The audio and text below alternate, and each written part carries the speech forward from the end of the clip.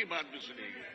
Sir, with your permission, Shyamlal ji ने सही कहा है, वो बहुत सीनियर मेंबर है, लेकिन मुझे जहां तक याद है मैं भी लगभग 20-15 वर्षों से इस हाउस में हूं, लेकिन मैंने इन 25 या 20 वर्षों में कभी इस तरह के अल्फाज जो अपोजिशन के हमारे ऑनरेबल मेंबर है यूज करते हैं हाउस में, जैसे हमारे ऑनरेबल डिप्टी सीएम के ऊपर आप अपनी शक्ल देखो और झूठ पे झूठ, और हमें अपनी पार्टी की तरफ से पहले डायरेक्शन है कि आप लोग डिस्टर्ब मत करो, बोलने दीजिए जो भी बोलते हैं हमारे लीडर की तरफ से। और ये मैंने पहली बार देखा है जब honourable chief minister leader of the house बात कर रहे हैं, 3 दिन के बाद जवाब दे रहे हैं, और किस तरह से वहां से जब उन्होंने ऑनरेबल जरा यही है ना मुश्किल कि आप बात सुनना नहीं चाहते हैं। जरा सुन लीजिए, बात तो सुन लीजिए। देखिए, ये आपकी सबसे बड़ी प्रॉब्लम यही है। मैं भी बोल सकती हूँ, आप बैठ जाइए जरा, आप बैठ जाइए, मेरी अथॉरिटी है बोलने की। आप जरा मेहरबानी करके बैठ जाइए। आपको आदत हो गई है बात ना सुनने की। आप बैठ जाइए, बात सुन लीजिए, बात सुनने से कुछ नहीं होता है, आप पेशेंस रखा करिए। सर मुझे बोलिए, 3 दिन के बाद इतना डिस्कशन सुनने के बाद जब ऑनरेबल चीफ मिनिस्टर साहब जवाब दे रहे हैं, सबकी बात पूरे हाउस की सुनी, वो लीडर ऑफ द हाउस है, उनकी जिम्मेवारी उन्होंने सुनी, लेकिन उस तरह से जब चीफ मिनिस्टर जवाब दे रहे हैं वहां से किस तरह के कमेंट आए हैं वो भी आप चेक कर लीजिए। इस तरह से नहीं होना चाहिए हाउस में। आप अपनी बात कर लीजिए, आप जरा बैठ जाइए। क्या मसला है आपका? बात करने दीजिए। आपका जमीर क्या कहता है? डिप्टी सीएम को आप बोलते हैं कि आप माफी मांग लीजिए, डिप्टी सीएम को आप क्या बोलते हैं कि आप अपनी शक्ल देख लीजिए। आपने क्या क्या नहीं किया है, जरा आराम से बात सुन लीजिए। आप लीडर ऑफ द हाउस अगर बोल रहे थे वहां से किस किस तरह से आपने कमेंट पास किए, नहीं करने चाहिए थे। ये हाउस चलाना सबकी जिम्मेवारी है, अगर हमारी जिम्मेवारी है, आपकी जिम्मेवारी है। और अगर आप झूठ पे झूठ बोल रहे थे, हमने नहीं रिएक्ट किया आपको। आप हाथ नीचे रखे, आपको आदत हो गई है। अभी दीदी आपको कोई डर है?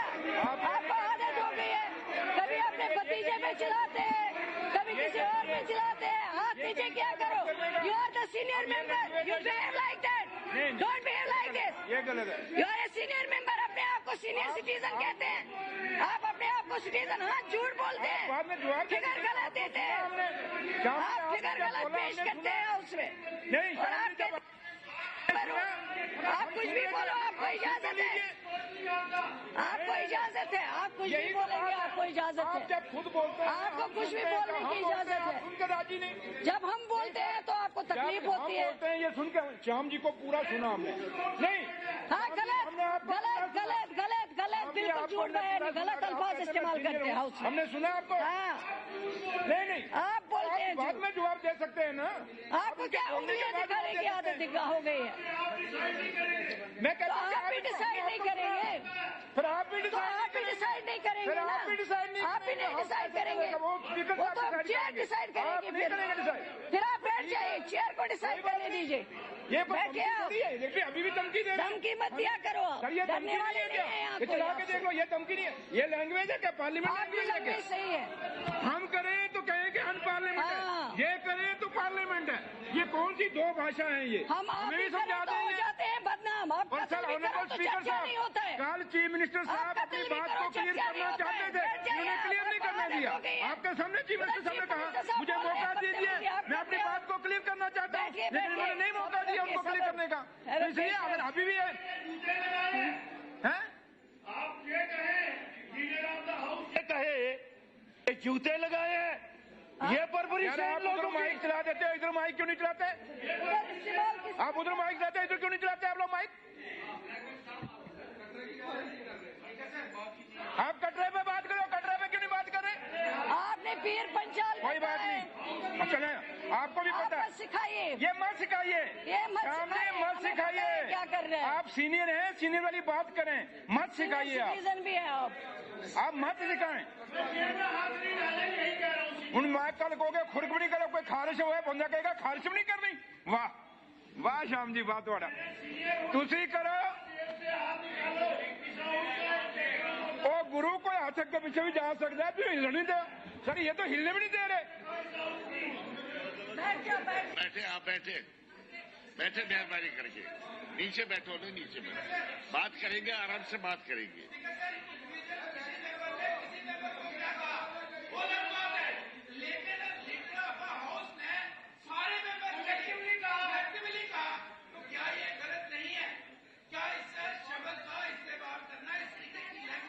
इस्तेमाल करना, और खासकर मुख्यमंत्री जी के लिए तो हम ये कहना चाहते हैं, आप डायरेक्शन दे दीजिए कि जब हाउस में आएंगे वो अपनी बात रखेंगे तो कार्रवाई चले। बैठे आप बैठे ना,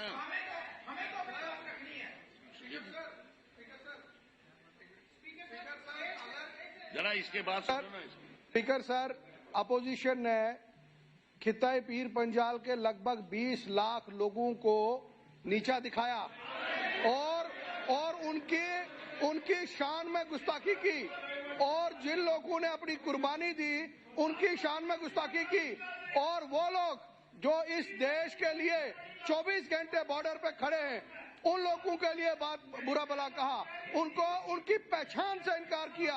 इनको सबसे पहले खिताए पीर पंजाल से माफी मांगनी चाहिए, उसके बाद अपनी बात करनी चाहिए। इनको सिर्फ अपनी इज्जत प्यारी है, इनको इस इलाके से खास करके खिताए पीर पंजाल के लोगों से कोई हमदर्दी नहीं है। मैं अपील करता हूं सर आपसे, सबसे पहले ये सारे मेंबर खिताए पीर पंजाल से माफी मांगे, उसके बाद ये दूसरी बात करें। और इन्होंने उन लोगों के खिलाफ बात की है जिन लोगों ने हमेशा सरहद पे अपनी जाने दी। ऑपरेशन सिंदूर में स्पीकर सर, ऑपरेशन सिंदूर में 18 लोग मारे गए, मैं कहती हूँ गाड़ी निकाली है, उन्होंने उनके खिलाफ बात की है, वहाँ ये बात नहीं। जो बच्चे 50 आपने यहाँ से बाहर निकाले, जिनको नीट क्वालिफाई करने के बाद MBBS सीटें मिली थी, उनको आपने यहाँ से निकाला हिंदू मुस्लिम की बुनियाद पे, उस पे माफी मांग लीजिए।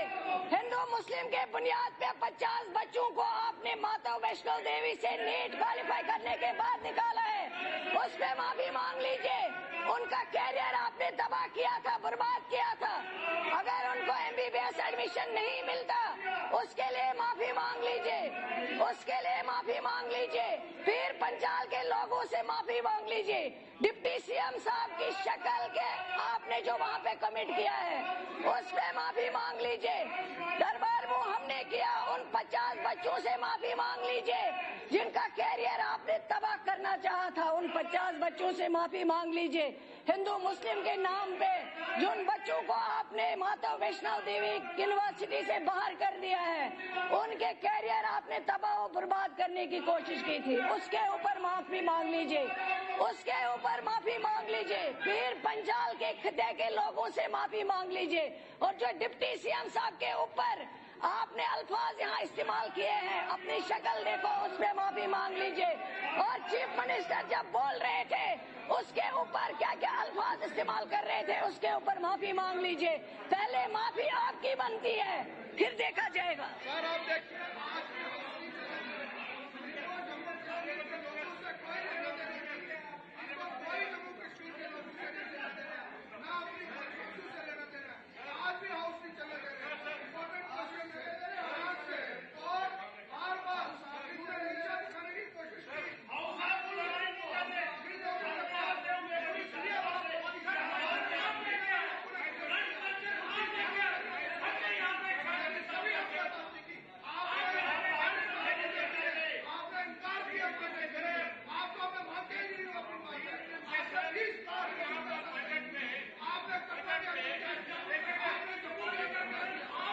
माइक खोलो ना यार।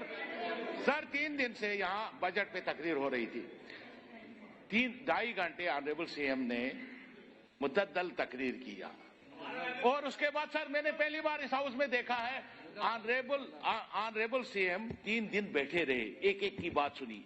हम रिएक्ट करना चाहते थे इनको, हम रिएक्ट एहसान किया, नहीं बैठते थे, कोई CM नहीं बैठता था, हमने रिएक्ट किया, हमने एक मिनट मैं आपकी बात कर रहा हूँ, हमने रिएक्ट किया, उन्होंने हमको बिठाया कि आप लोग बैठो, इनकी बात सुनना है मुझे। 3 दिन के बाद जब लीडर ऑफ अपोजिशन बोल रहे थे, हम रिएक्ट कर रहे थे, वो हमें बिठा रहे थे कि आप लोगों को नहीं बोलना चाहिए, मैं इनकी बात सुनना चाहता हूं, चाहे कड़वी बात हो अच्छी बात हो। लेकिन 3 दिन के बाद जब ऑनरेबल सीएम यहां से तकरीर करना शुरू किया, वहां से इन्होंने कमेंट पास करनी शुरू किए और ऐसे ऐसे कमेंट कर रहे थे। हम उठना चाहते थे, वहां में बिठा रहे थे और शोर शराबा, नारेबाजी। और अब उसकी मतलब उसको बोलते बोलते स्लिप ऑफ टंग हो गई। उसके बावजूद भी ऑनरेबल सीएम का बड़ापन देखिए कि उन्होंने कहा मैं इन वर्ड्स को वापस लेना चाहता हूं। इन्होंने बोलने नहीं दे दिया। अब ऑनरेबल सीएम साहब आएंगे, वो अपनी बात का जवाब देंगे। आप हाउस का टाइम मत जाया कीजिए, इसको चलने दीजिए प्लीज। वो खुद अपनी बात कहेंगे, आप हाउस को चलने दीजिए, हमारा टाइम मत बर्बाद।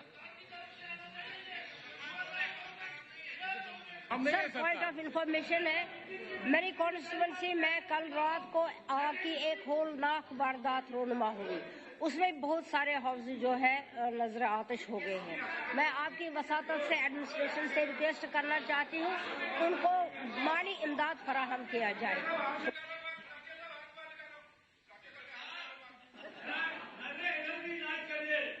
राम जी थोड़े कोल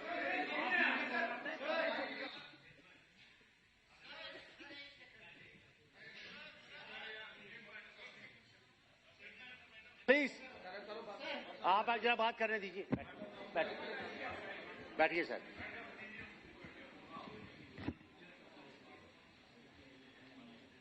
ऑनरेबल स्पीकर सर,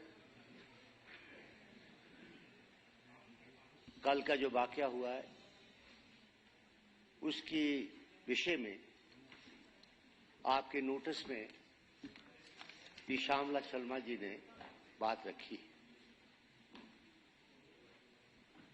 इसमें कोई बड़ी बात नहीं है कि जो इशू हमारे ट्रेजरी बेंचेस की तरफ से बना रहे हैं, मैं इनसे विनती करता हूं, आप एक सरकार की तरफ से बहुत सी बातें सुनना पड़ती हैं जब आप चेयर पे होते हो। अपोजिशन का काम है बात करना। आपकी तरफ से भी कुछ ऐसी बातें आई, इधर से भी आई।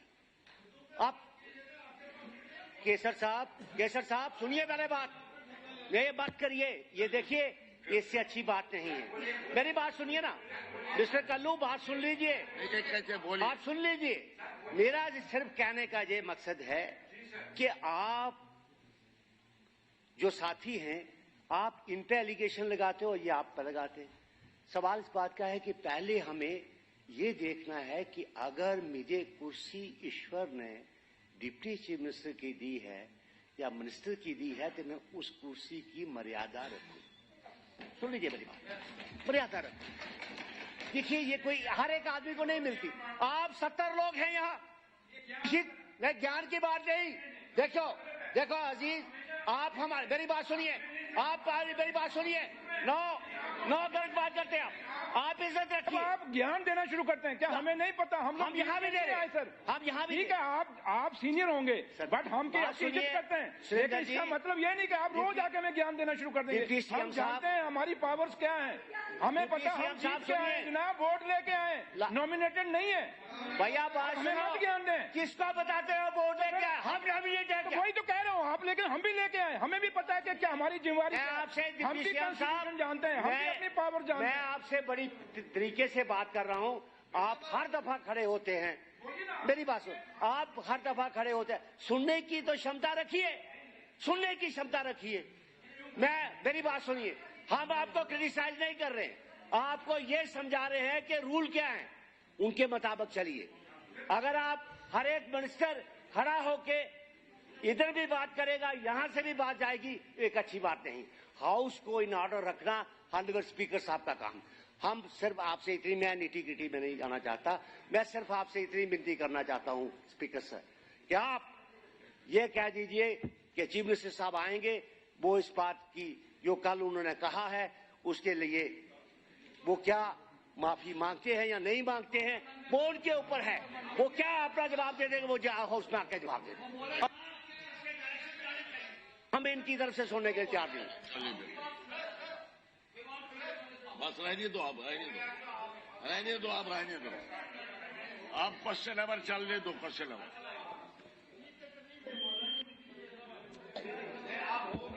मुझे सिर्फ वही मैं कह रहा हूँ, मुझे सिर्फ इतनी अर्जदाश्त करनी थी। एक सेकंड। माइक चल रहा है बोलो।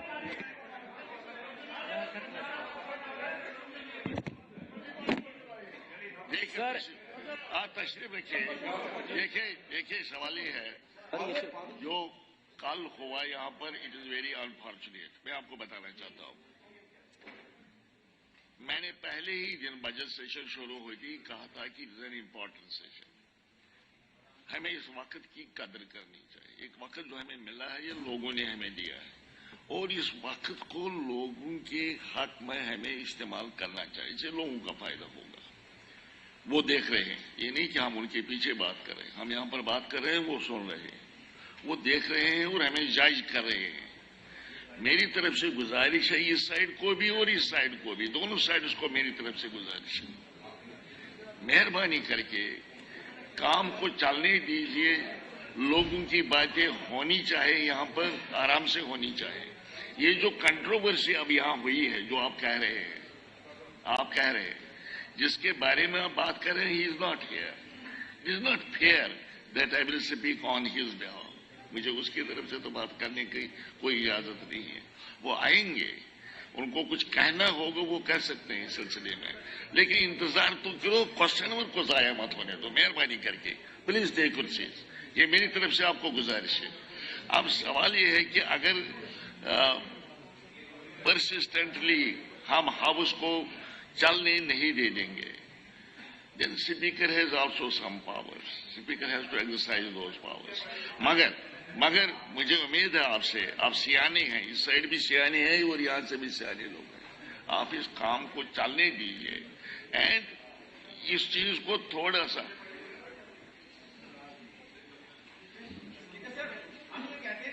चले। इन्हें बात की, सलाहता साहब ने ठीक बात की, कर लीजिए, बात खत्म। चले बैठे ना, लेट हिम काम। आप बैठे, बात तो हुई यहाँ पर, बैठिए। हाँ, शौकत साहब सवाल पूछे। शौकत साहब sir AQ number 431। AQ number 431, minister in charge जल शक्ति। मत करो बात मत करो आप। आपका लीडर भी बोल रहा है, आप भी बोल रहे हैं, बोलिए, दोनों बोलिए। सर पिछले 4 दिन से कठुआ का नगरी टाउन बंद है, लोग सड़कों पे हैं, क्योंकि वहां पिछले 4-5 दिन से जैसे शाम होती है 5-5, 6-6 लोग गुंडे आते हैं और दुकानों के शटर बंद करके दुकानदारों को मार रहे हैं, और काफी लोग जख्मी भी हुए हैं, मेडिकल कॉलेज में भर्ती हुए हैं, और कोई एक्शन नहीं हो रहा है। ये 4 दिन से नगरी टाउन बंद है, इसका संज्ञान लिया जाए सर। मैं बताऊंगा, सरकार को पता।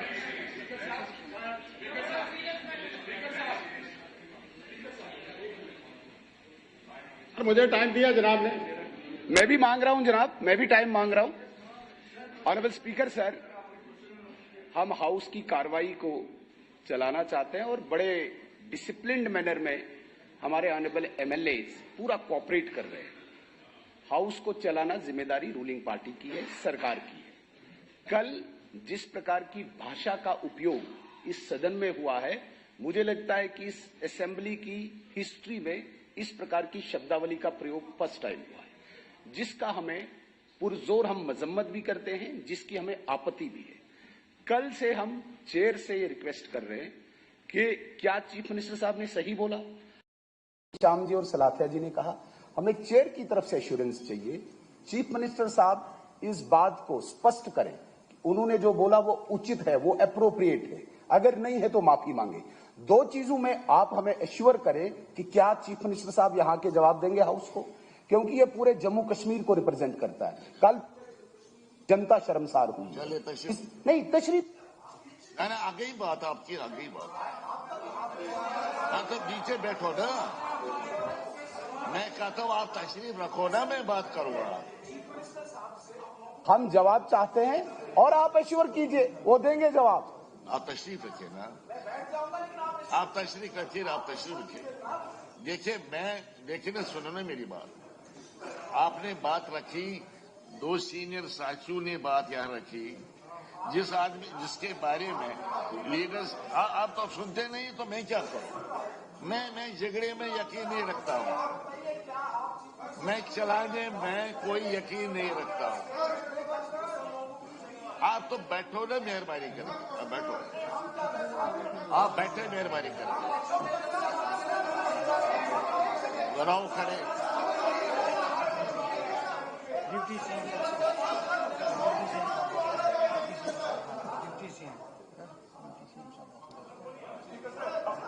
Honourable speaker sir, honourable speaker sir, अब बात उधर से भी आई, बात इधर से भी आई सर। हमने अपनी बात रखी, उन्होंने अपनी बात रखी। हम आपसे ये रिक्वेस्ट करते हैं, आप बहुत सीनियर हैं, जैसे ऑनरेबल एमएलए साहब और सीनियर हैं, श्याम जी ने कहा बहुत सीनियर हैं, आपको सब पता है और हम महसूस करते हैं। और अगर आपको लगता है कहीं कि दोनों साइड से या इधर से कोई ऐसे वर्ड यूज हुए हैं, तो अगर आप फील करते हैं और रिकॉर्ड चेक कर लें, अगर महसूस करते हैं, अगर उसको एक्सपेंज करना चाहते हैं तो सर हमें कोई है, आप एक्सपेंज कर सकते हैं रिकॉर्ड से सर।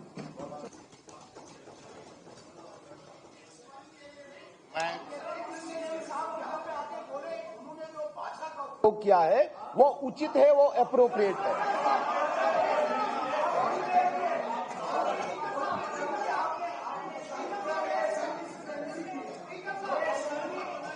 अच्छा, अब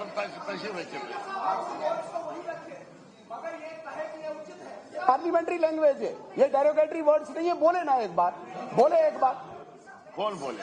एक्सपेंड करेंगे। कौन बोले? एक्सपेंड तो बाय डिफॉल्ट हो जाएंगे वो, क्योंकि वो पार्लियामेंट्री लैंग्वेज है ही नहीं। आपके कहने से न कहने से नहीं होंगे एक्सपेंड, वो ऑटोमेटिकली एक्सपेंड होंगे।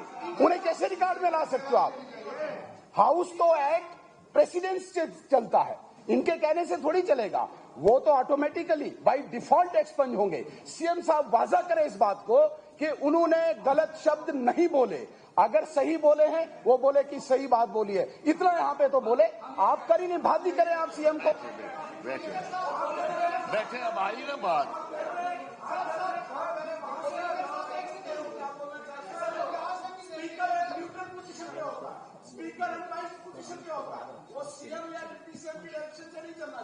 अच्छा, आप तशरीफ रखिए, आप तशरीफ।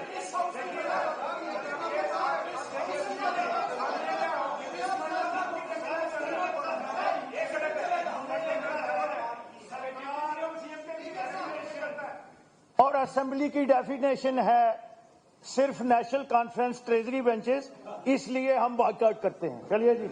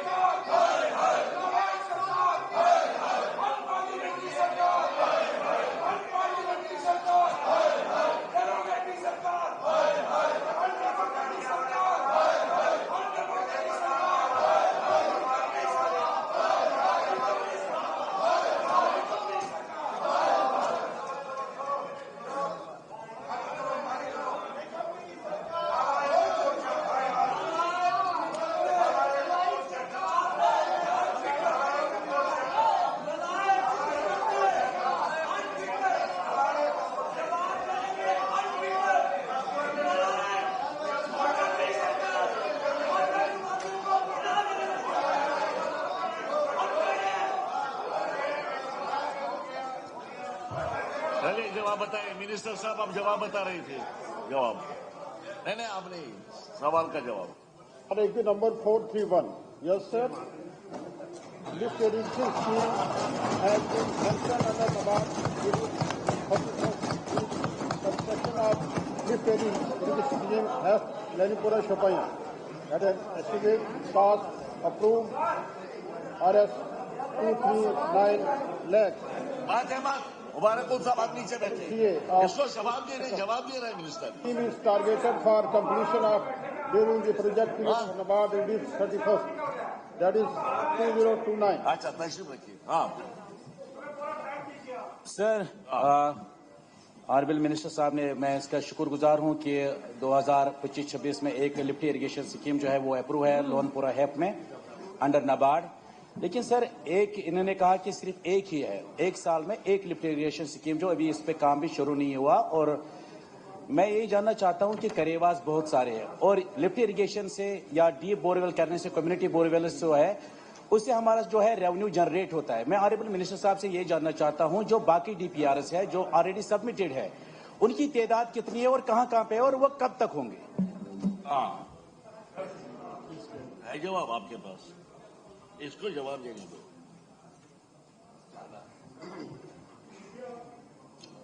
सर क्योंकि ये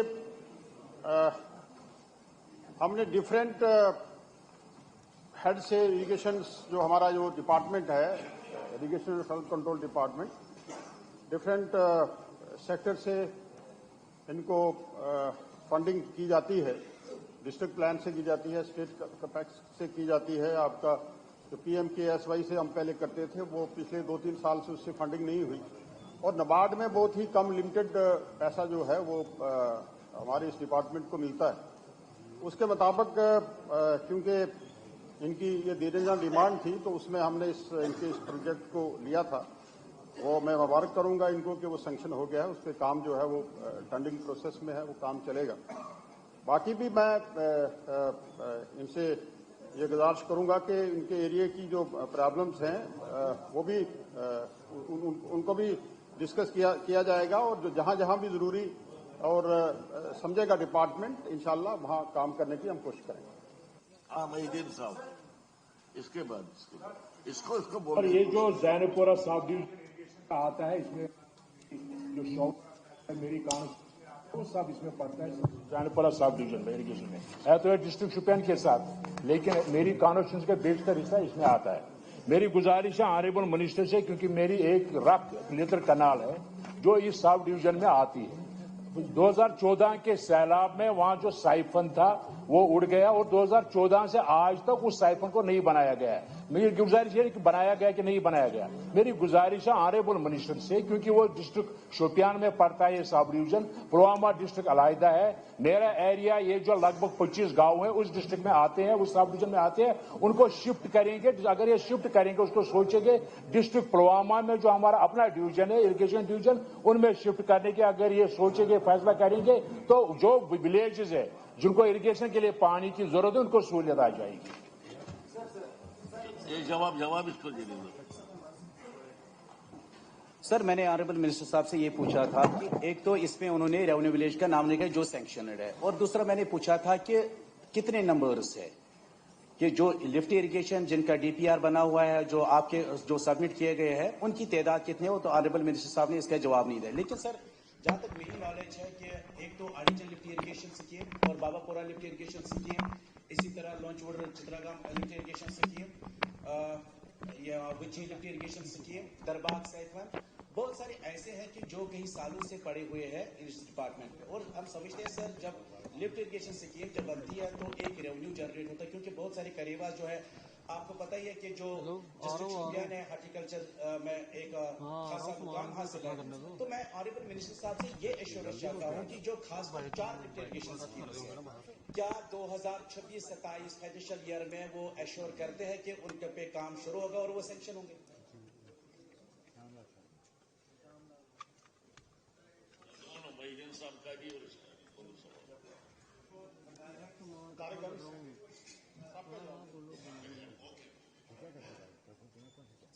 सर ये कुलगाम शोपियान इलाके के